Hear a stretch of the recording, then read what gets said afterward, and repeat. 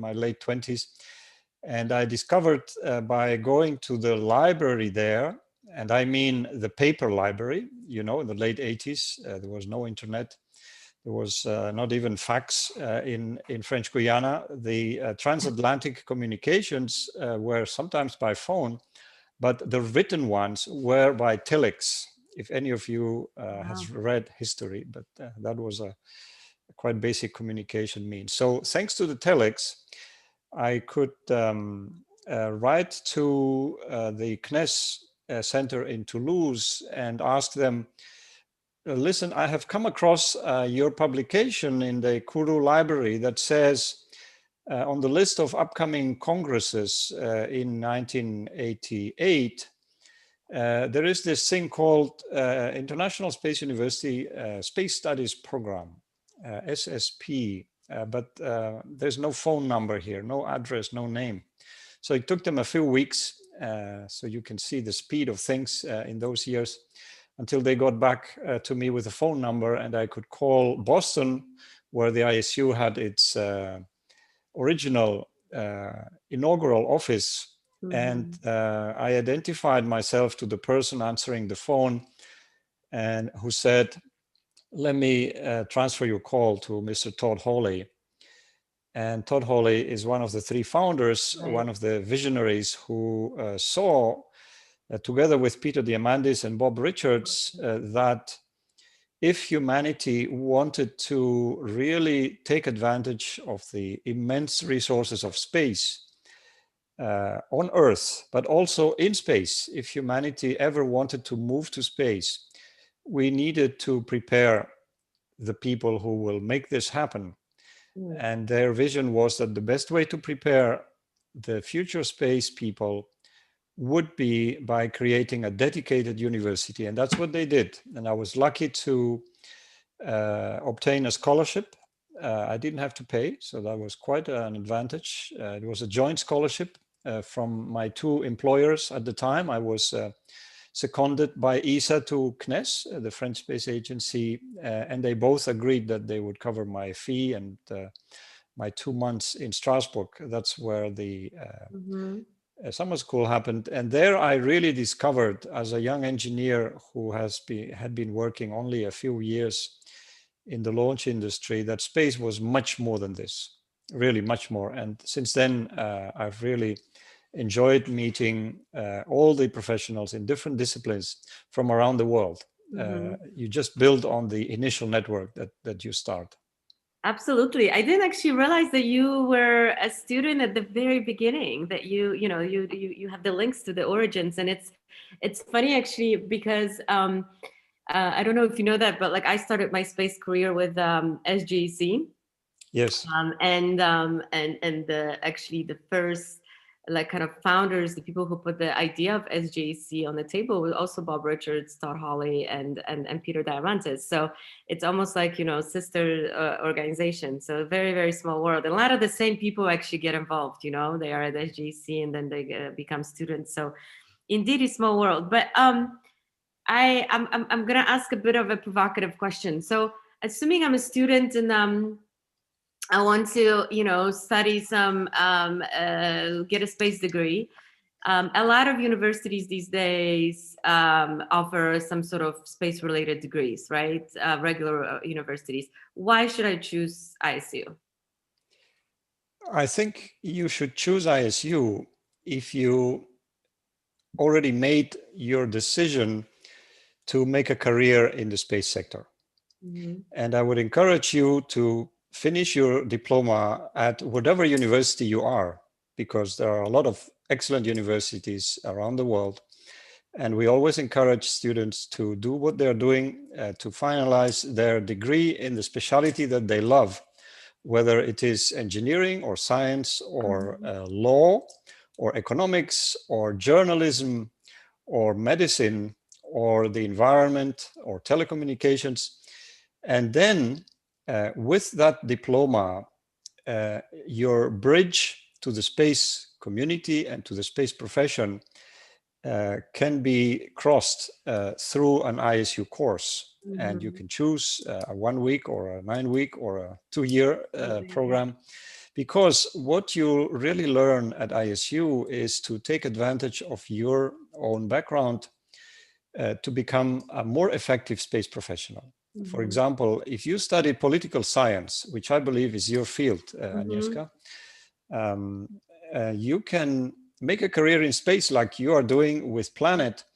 But on your first day, the first day you took your job at Planet, probably you had to ask questions to understand what those people were talking about. Some of their jargon was maybe new to you, but also some of their way of thinking, because if your company was founded by engineers, there is a corporate culture that for a lawyer, it would take you a few months to get acquainted with the different way of tackling problems.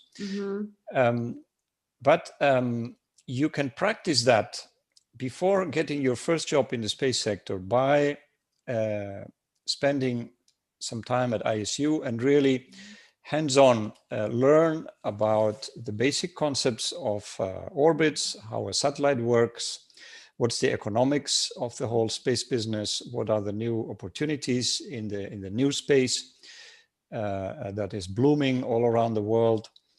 And if you have a technical background, you will learn what are the important regulations that you need to know about for virtually any space program, or what are the principles of international negotiations and the cultural awareness if you need to negotiate with someone in Russia or in China or in Argentina or in India. You will have practiced this at school, which is very, very powerful. Absolutely. I think this is one thing that maybe people who are not familiar with ISU don't know, that it's the programs that it offers are very comprehensive. So they're not very narrow, right? They're very horizontal. So and I think this is super interesting because it gives you like a well-rounded knowledge. And I know that, for instance, a lot of people who do the SSP, you put them in like projects that are not relevant to their background. Actually, you put them in the deep waters of something they don't know anything about, just so that they can, fill in the holes that they have in their knowledge and their skill set. And I think this is super interesting because it's true. Like I mean, Planet is not my first space job. So like by the time I came to Planet, I think I knew what I was talking about. But when I started in this sector, it was very true. Like I was completely lost because I came from a completely different background, and it took me a while to get acquainted with the jargon, but also with some technical aspects that I have to know when I work in the space sector. So that's very, very true. And people can also choose, as you said, different lengths, right? So they don't have to go for a 2-year degree. They can go for a summer program. They can go for an executive program, etc. So but going back a little bit to you, so you did this program, and then your career has been in the space sector. And then what made you, after all these years, to decide to apply for to run the university, right? So that's like you did this big circle. How did that happen? Can you repeat the question? What made me apply to what university? To become a president of ISU. All right. Yes. Thank you. Well, when I studied at ISU in '89, I discovered a new type of university that I had not seen before. Even if I had done part of my studies in the US, what I saw at ISU was a very, very open environment that was inviting people to have ideas and to bring them to practice. This I had not seen before. So very inducive to people coming up with ideas, whether it's a new project or whether it's a new company, and to learn how to discuss your ideas with colleagues so that your idea becomes stronger. And that is done through the team projects, which is one of the key elements in the ISU learning. The team projects are really the real world school of space projects, and how to work as a team among people who never met before and who come from very, very different backgrounds and cultures. So I loved that principle, and I was able to bring to reality some of my own little projects thanks to the ISU network. And then I decided that I would remain connected with this university. So I was able to be invited by some professors as a visiting lecturer, just to give a short talk about my personal professional experience in the space transportation field. And then eventually I would get more and more involved and became one of the chairs of the management and business department during the summers. So slowly you can make your way in, and the more you give, the more you get from a nonprofit or from a charity. That's what I also learned. The more you give to a nonprofit, the more you get back in the form of knowledge, in the form of enthusiasm through the students and professional connections. So when I reached the age of retirement at the European Space Agency, where I have worked for more than 30 years, I was lucky that ESA has been very accommodating and very flexible in my career, so I could go to different establishments. My last job was at ESTEC in the Netherlands in the area of communications and public relations. So I reached the retirement age, and it was just a convenient coincidence that at the same moment the ISU was searching for a president. And I've been in this job for 3 years. And as some of you might have read on our news, we have been searching for a new president. She is now selected, but I can only say she for the time being, because the announcement will only be made in a few days, and she will take office. She will take office next September, we hope. So that's good, I think, for the space sector and for the Space University.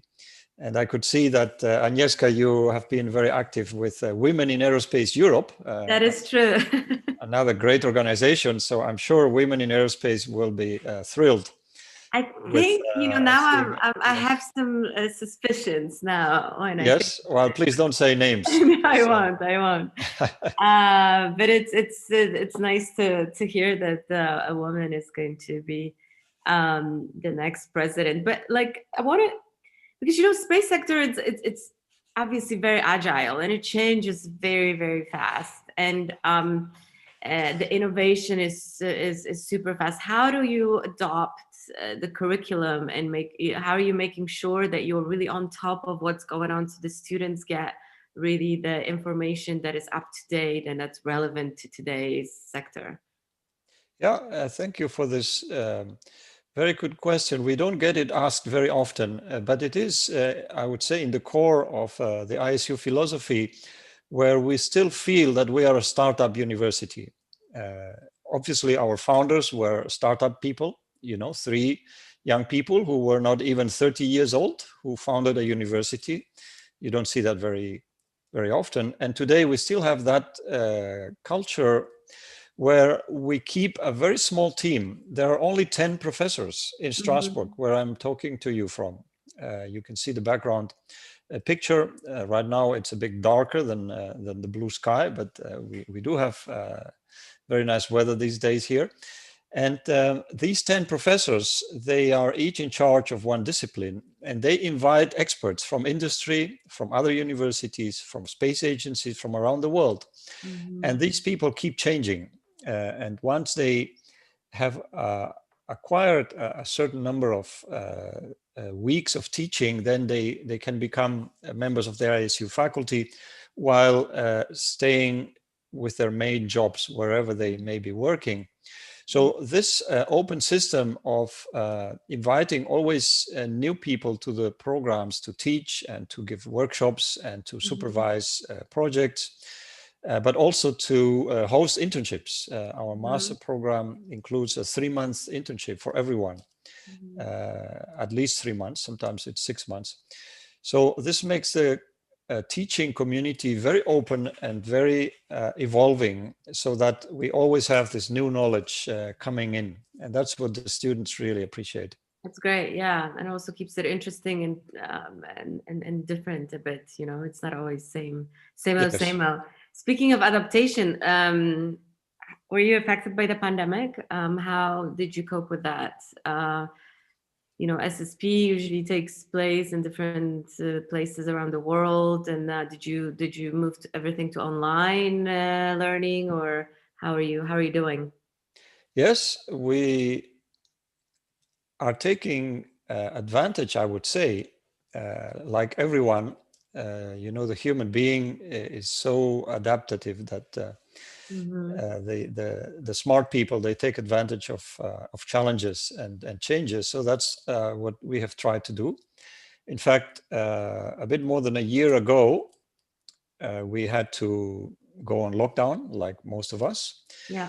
So from the Friday to the following Monday, we told our students that they would follow lectures via Zoom.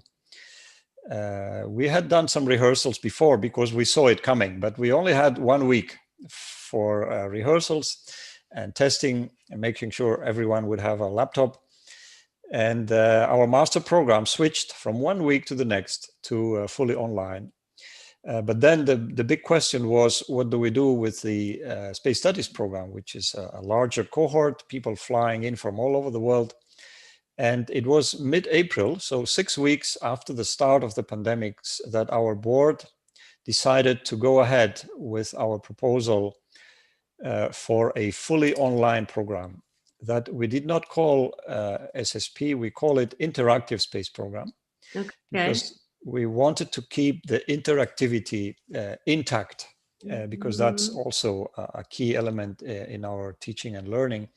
So we designed in less than 3 months a fully interactive online program of 5 weeks duration. And we chose one team project that the 90 participants had to work on.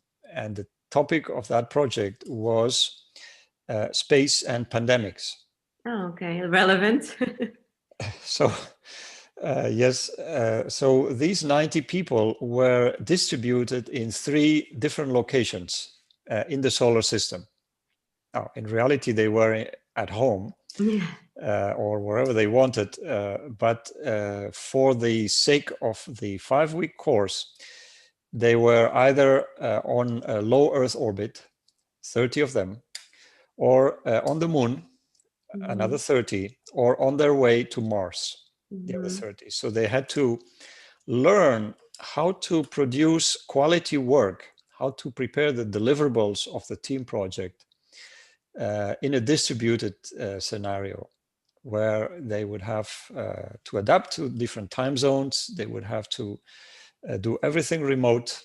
And we also prepared the faculty for an interactive program. So we went out to search for expert consultants in online programs, and we learned from them how to redesign the lectures to make them more interactive with less monologues and more Q&A and more breaks and more breakout rooms.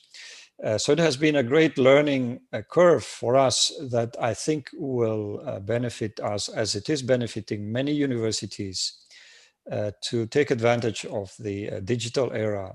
And also what we have seen, and I will conclude with this, is that we could lower the price of our tuition for the online participants. And this makes our programs now more accessible to more students who otherwise could not afford traveling to Strasbourg and paying Yeah. all the cost of living. Yeah.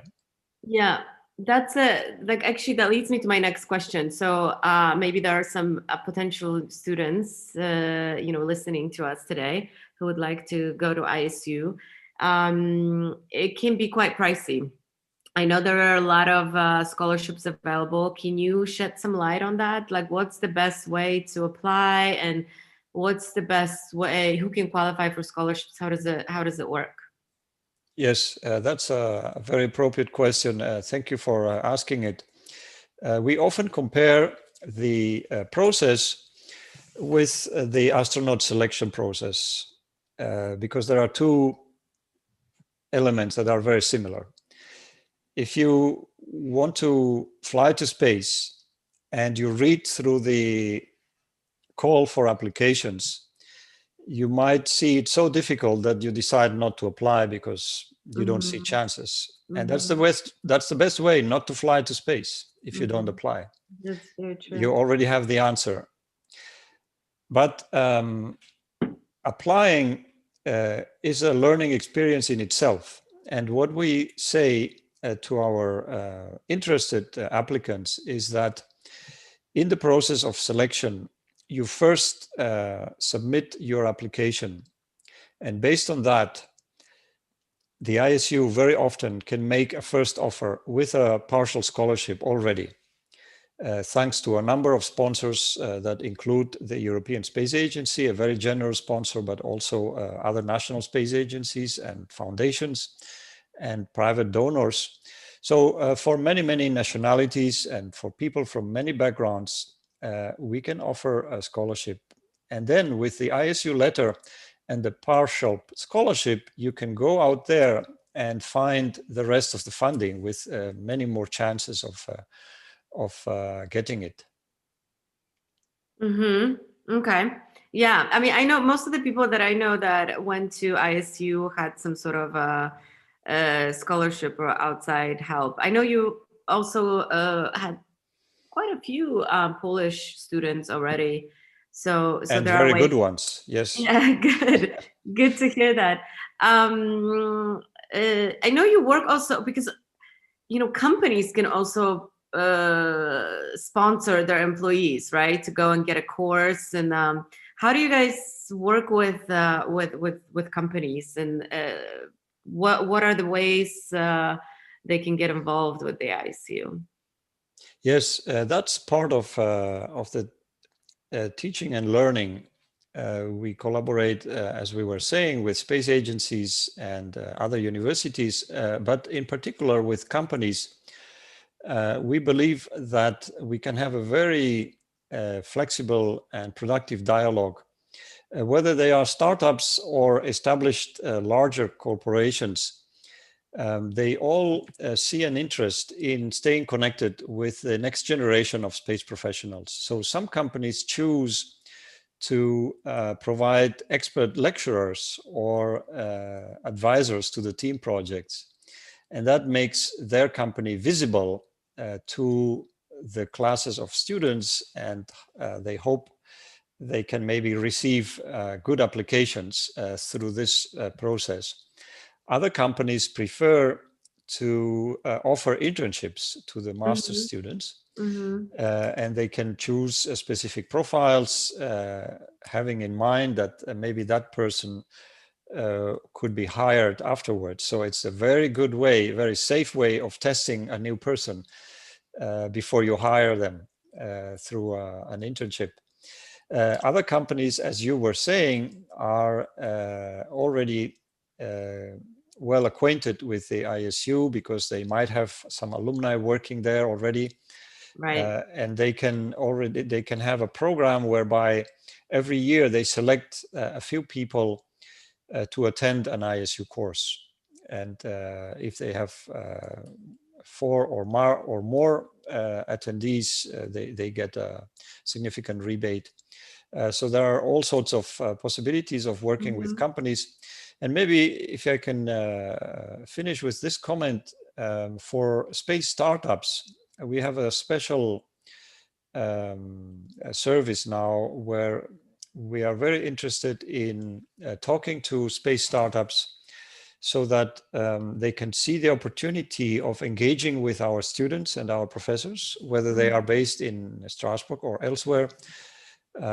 By the way, there's an incubator in our campus right now, so they can choose Strasbourg, but independently of their location, a space startup can talk to us, and maybe in exchange for advice and connections from the ISU, this company could agree to give a few of its shares, a part of its equity, a small percentage, maybe 5%, 10% of its equity, to an ISU Ventures company that has just been set up as we speak. ISU Ventures is a sort of commercial branch, for profit, that hopes to benefit from the success and the growth of these space startups and transform that added value after a few years into resources for new students, especially students from underprivileged regions or communities in the Very world. interesting. It's very interesting. I didn't know about this. And I plea here to all of those who are listening and are in early management positions, send your employees to ISU. It's not just good for them, but it's also going to be good for your company for sure. On that note, I have some questions also from the audience. And one is, can you give some examples of projects that, for instance, at a SSP or something, I don't know, that students are working on? And I know that the projects are like there's a wide variety of them. So whatever Yes. yeah. Yes. Well, we mentioned one team project, Space and Pandemics. So how can space technology help get us ready for the next pandemic, whatever it might be? So we looked at many aspects of human spaceflight and how that can be applied on Earth, but also on telemedicine techniques, on Earth observation applications that can be used to monitor and maybe even to mitigate the effects of the pandemics. But let me give you two examples of team projects that are running right now as we speak, and that are approaching the final presentations next month by the students of the current master's class. Okay. This is a group of 20 students in each of the following two team projects. Usually we choose a team project that is looking out into exploration or science or knowledge of the universe, and another project that looks down to Earth on an application of satellite technology. And this year, the two team projects are on the exploration side. It is a space medical center.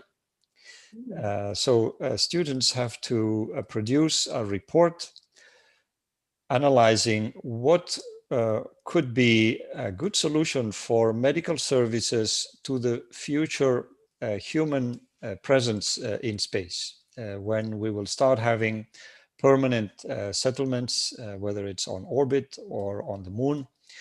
How can we give them the best medical service through telemedicine, through prevention, through on-site, but maybe through a traveling hospital. And they have to analyze these challenges from a truly multidisciplinary perspective. So they have to look at the technical solutions, at the needs of the crew, and also at the existing technologies. They have to look at the economics of whatever solution they might come up with, at the policy aspects. So how would countries and companies get together to share resources so that they would optimize the cost of such a medical service? How can you make it commercial? Maybe some parts of it can be privately operated, like the health systems on Earth. Many of them are private. And the other team project that's running right now is what can space do to tackle the problem of plastics in the oceans? So you see, yeah, very, very different topic, but also very multidisciplinary. You need to understand what the problem is.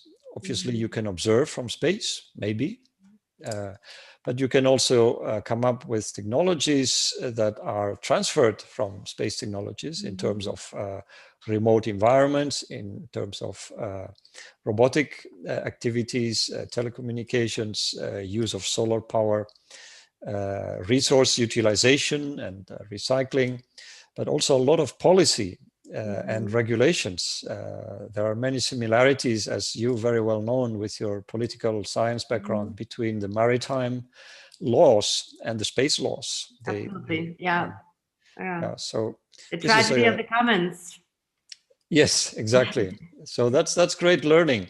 Yeah, And absolutely. yeah, we have a catalog of upcoming team projects. So while we speak, I will post on the chat, if I'm allowed to post to everyone, the link where anyone can download our catalog of upcoming team projects, so that you can see what's Ah, coming, this is and great. Yeah. maybe your company can give us a call and say, I like this topic. How can I be Yeah. involved? Yeah. That's a very good point. So they can know in advance actually what's cooking.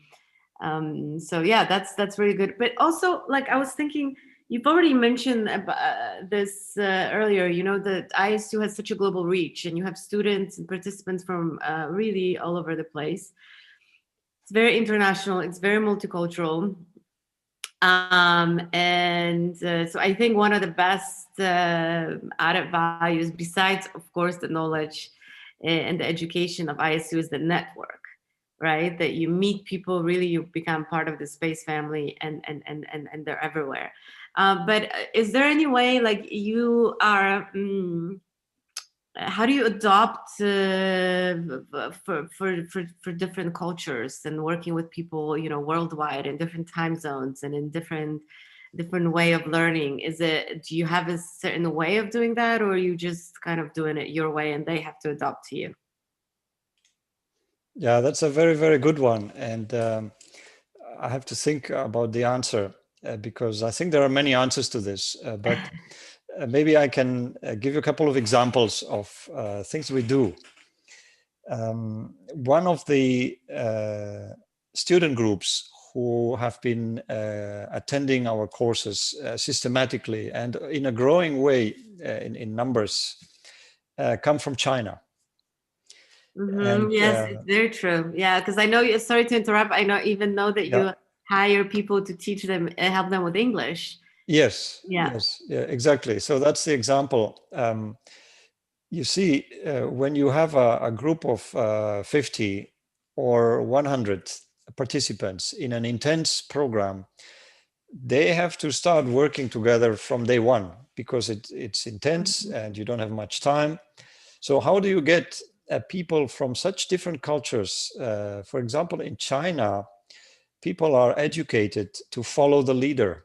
Mm-hmm. And even if they have bright ideas, they will speak and share their idea once the leader gives them permission. Yeah. Wow. So how do you make it happen with people from Western cultures who are not used to this? Usually the leader becomes the one who speaks louder, or the one who speaks better English. Yeah. So that's the example that you very precisely just mentioned. We invite the Chinese to come 1 week earlier, so that they get a space English refresher course, so that on the day of the first lecture, 1 week later, they already know the terminology in English. Obviously, they know about space in Chinese, because Sure, most of of them course. are already professionals in the space sector. That's why they are chosen by their management. Mhm. And they also learn about their teachers, about the new students who will come, so that they can engage in dialogues much more easily. And then, of course, once the whole group is together, there are some special workshops and sessions on intercultural sensitivity, on team building, on conflict management, on project management, so that people learn by doing Mhm. through workshops, and that's Mhm. how it goes. And obviously, Yeah, we it's have a fascinating. You know, I'm a very good friends with Carol. You know, Ray Williamson's wife, right? Because I used to work for Ray at Secure World, so I know she got. You know, she's very dedicated to working with these mostly Chinese students. Yeah. Yes, yes. Carol Carnett is the pioneer in multicultural awareness and Absolutely. teaching. Yeah. Yes, Absolutely. yes. We are very, very lucky to have her in the ISU faculty. And by the way, she's now the chairwoman of the academic council. Oh, fantastic. I didn't know that. Okay. Yes, that's our Excellent. quality assurance group Yeah. that's composed of elected faculty members, and she is the And chair. Yes. great. I have a question for you from the audience. we're just going to read it out because it's quite long. Do you think that it is interesting if we help creating a global platform to link all national space agencies for ISU to share knowledge, technology, patents for R&D and commercialization?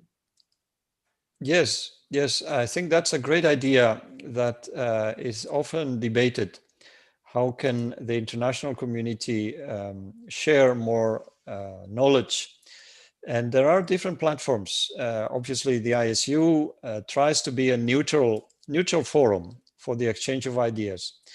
And believe it or not, we do have people who attend the programs who come from Israel and Saudi Arabia, for example. And they don't speak to each other. They're sometimes even forbidden to speak to each other. But when they come to ISU, they know they have to. And the same was during the Cold War. The US participants had to work, and they did become friends with the Soviet Union fellows. So that's part of the philosophy. But I think there are other platforms that this anonymous attendee is referring to. I think, Agnieszka, you're very well placed because you have been an active member of the Space Generation Advisory Council.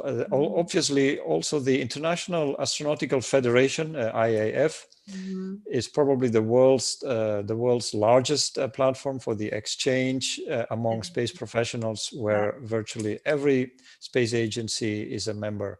Yeah. So yeah, you can be part of committees, and that is true. I don't know if you saw another question there, but there is a recent somebody who just recently got accepted to ISU, got an acceptance letter, and is very excited to go. And he is asking, because we were talking about the agility of the program and keeping up with the newest developments in the sector. And you said you're inviting all kinds of experts, but can students also influence that? Can students influence the curriculum or put forward ideas that are quite innovative? Yes, I think that was precisely the reason why I wanted to remain connected with ISU back when I was a student, because I saw a university that was open to new ideas and that would listen to the feedback from the students. On the last day of classes, I remember, and we still do this today, we had a class meeting where everyone could give any feedback. Verbally, but also in written form, also anonymously, with complaints or proposals for improvement or for new topics that were not covered. And that's what I really liked. And we still give a lot of importance to this. So we were mentioning the Academic Council a minute ago.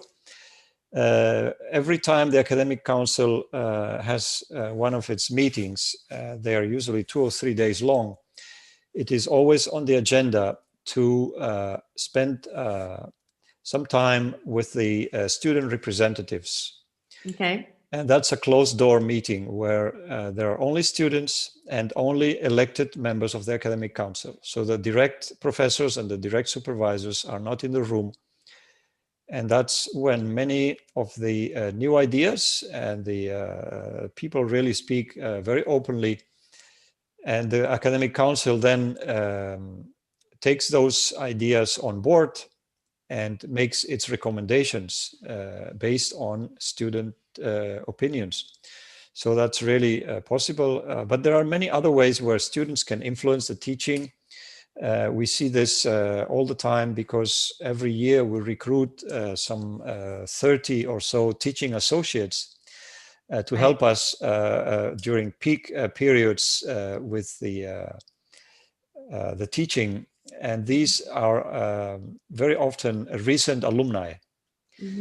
So the teaching associates, they start working maybe for 1 month or for 6 months, depending on which program they are hired for.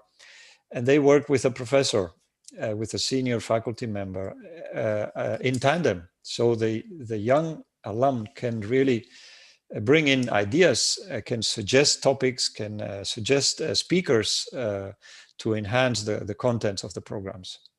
No, fascinating. So yeah, so it's a very much of a two-way street, I would say, at ISU. We only have a few minutes left, and I wanted to get your opinion on kind of where you think the space sector is going. You know, there's all these startups, and new space is the big thing now. I work for a new space company. You think this growth is sustainable? Do you think the bubble is about to burst, or is it going to go further? What are your thoughts? I must say that I like bubbles because they are beautiful, but they are short-lived, and that's not what I see for the space sector. I believe that we have seen a steady growth since at least 6 or 7 years all over the world in the area of new space. Obviously, the US is one of the leading countries, but not the only one. And what we also see is a steady increase in investments, venture capitalists and others who in the past would not take the risk of putting their money in a space company. But now we see Fair enough. this more and more. So I think we are on a steady growth.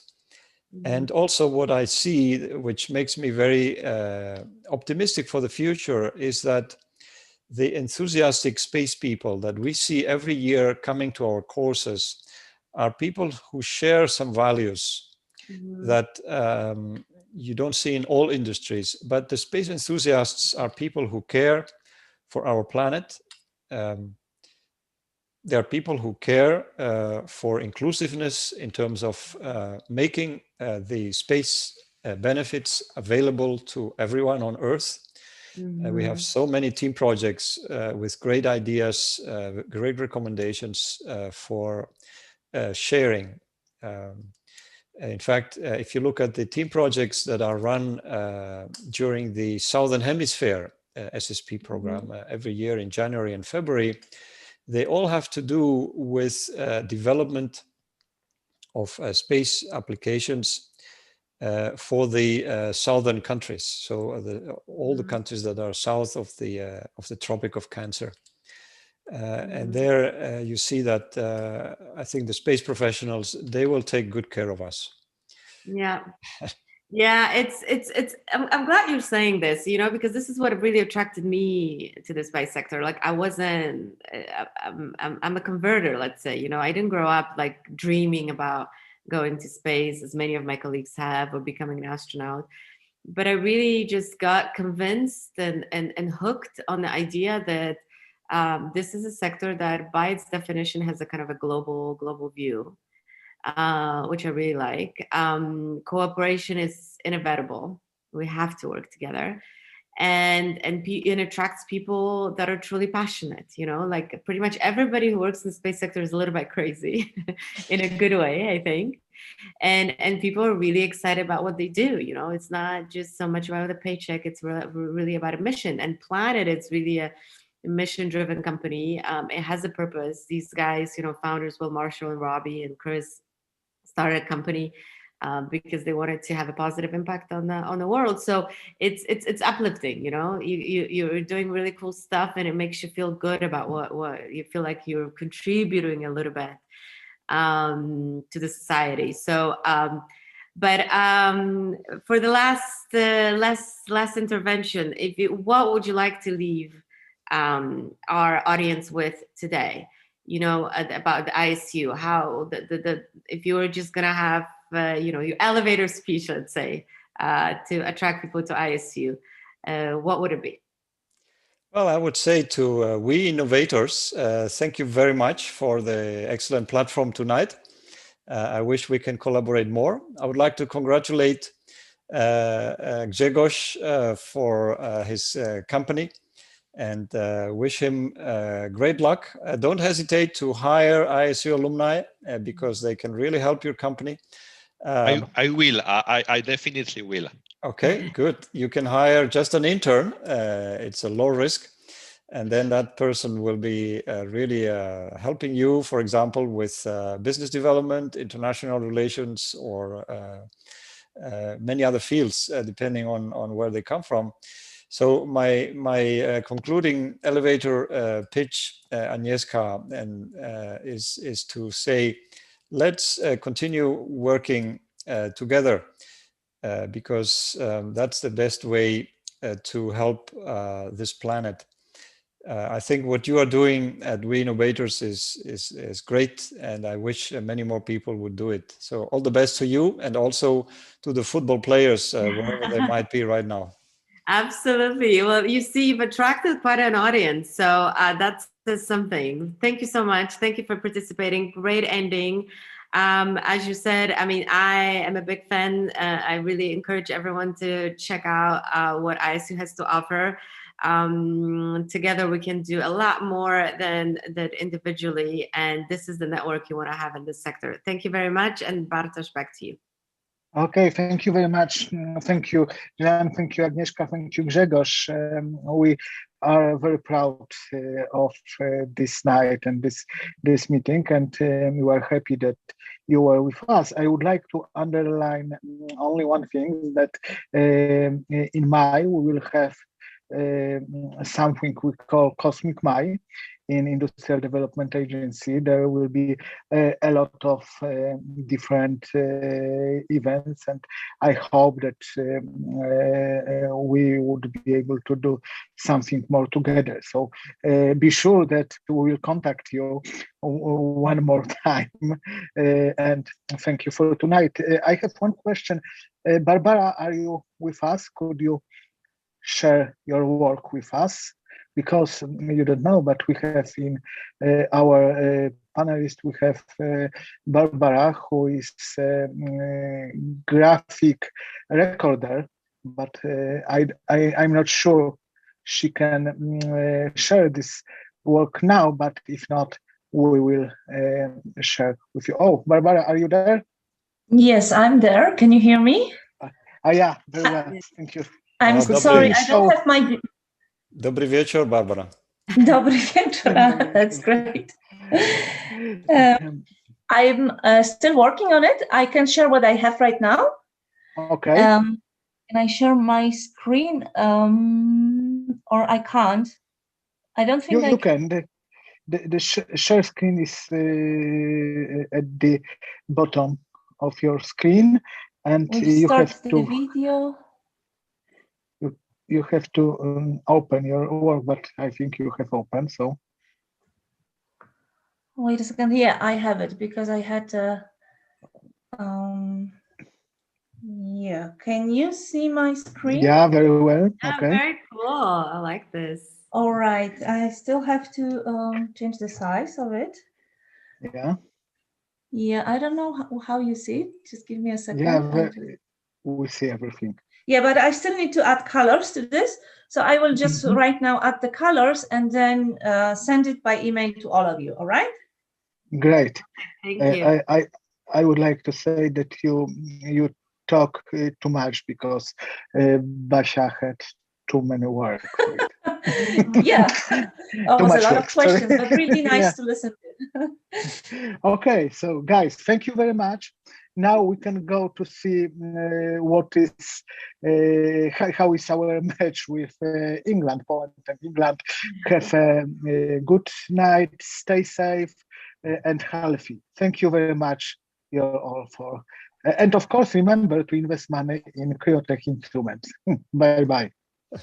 Thanks a lot. Bye. See ya. Thank you. Stay in touch. Bye-bye. Stay in touch. Bye. Go Poland. Bye. Yeah, yeah. Go Planet, go Cryotech, go ISU. Bye bye. And of course, Industrial Development Agency. Of course. Yes, yes.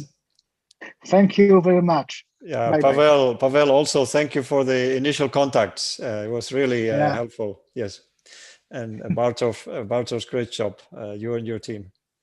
Yeah, thank you. Bye bye. It was a pleasure for me. Yes, likewise.